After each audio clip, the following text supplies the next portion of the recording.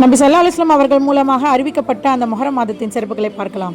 இறைவனால் தடுக்கப்பட்ட பழத்தை சாப்பிட்டு சொர்க்கத்தில் இருந்து வெளியேற்றப்பட்டு அதன் பின் ஆதம் அலைஹிஸ்ஸலாம் ஹவ்வா இருவரும் வருந்தி இறைவனிடத்தில் மன்னிப்பு கேட்டு அவர்களை இறைவன் தூய்மைப்படுத்தி மன்னித்ததும் இந்த மாதத்தில் தான். நூஹ் அலைஹிஸ்ஸலாம் தன் மக்களை அழிக்கும்படி இறைவனிடத்தில் துவா கேட்டு இறைவன் கட்டளைப்படி அவர்கள் கப்பலை செய்து ஜோடி ஜோடிகளாக மிருகங்களை அதில் ஏற்றி பின் மழை பெய்ய செய்து ஹூத் என்னும் மலை அடிவாரத்தில் கப்பல் நின்று எல்லோரும் வெளியேறியதும் இந்த மாதத்தில் தான். இப்ராஹிம் நபி அவர்களை நெருப்பில் போட்டு நெருப்பு குளிராக மாறியதும் யாக்கூப் நபி அவர்களுக்கு கண் பார்வை மீண்டு வந்ததும் இந்த முஹர்ரம் மாதத்தில் தான்.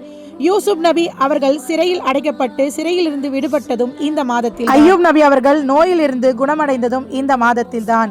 மீன் விழுங்கிய யூனுஸ் நபி மீன் வயிற்றிலிருந்து வெளியேறியதும் இந்த மாதத்தில் தான். சுலைமான் நபி அரசராக பொறுப்பேற்றதும் இந்த முஹர்ரம் மாதத்தில் தான். மூசா நபியும் அவர்களுடைய சமூகத்தையும் கடலை பிளக்கச் செய்து அவர்களை கடக்கச் செய்து பின் ஃபிர்அவுனையும் அவர் கூட்டத்தையும் கடலிலேயே மூழ்கடித்து மூசா நபி வெற்றி கண்டதும் இந்த முஹர்ரம் மாதத்தில் தான்.